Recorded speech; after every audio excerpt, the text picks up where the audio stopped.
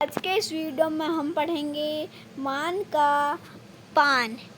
रिश्ते निभाने पर कहानी।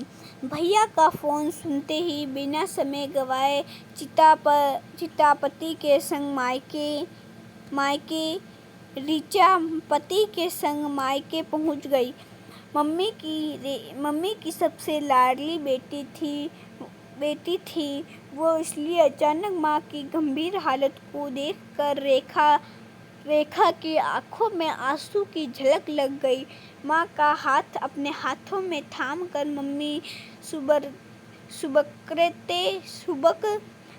सुबकते हुए बस इतना ही कह पाई, ऋचा बेटी की माँ। आवाज़ कानों में पड़ते ही माँ ने धीरे से आंखें खोल दी।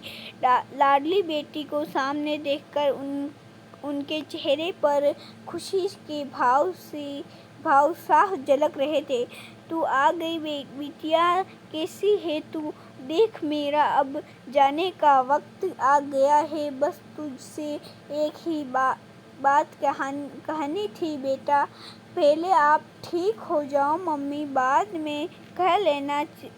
ऋचा ने आंखों से हो रही बरसात पर काबू पाने की असफल कोशिश करते हुए कहा, नहीं बेटा, मेरे पास वक्त नहीं है। सुन माँ, बाप किसी के हमेशा नहीं रहते।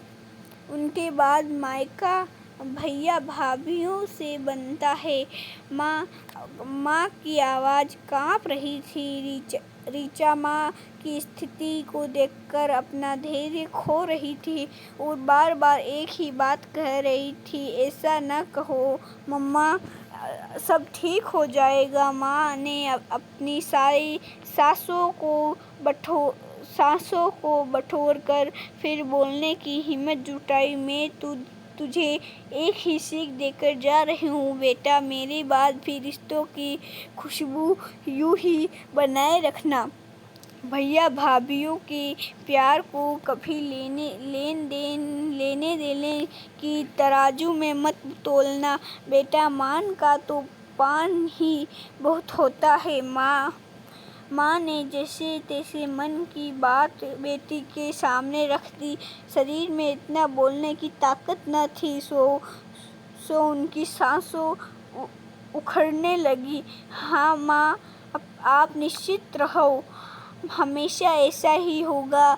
अब आप शांत हो जाओ। देखो, आपसे बोला भी नहीं जा रहा है। रेखा ने माँ को भरोसा दिलाया और टेबल पर रखे जग के पानी लेकर माँ को पिलाने के लिए जैसे ही पलटी, तब तक माँ की आंखें बंद हो चुकी थी। उनके चेहरे पर असीम शांति थी, मानो उनके मन का बोझ हल्का हो गया। उम्मीद करती हूँ आपको वीडियो अच्छा लगे तो वीडियो को लाइक, शेयर एंड सब्सक्राइब करना। मिलता अगले वीडियो में। Thanks for watching. धन्यवाद।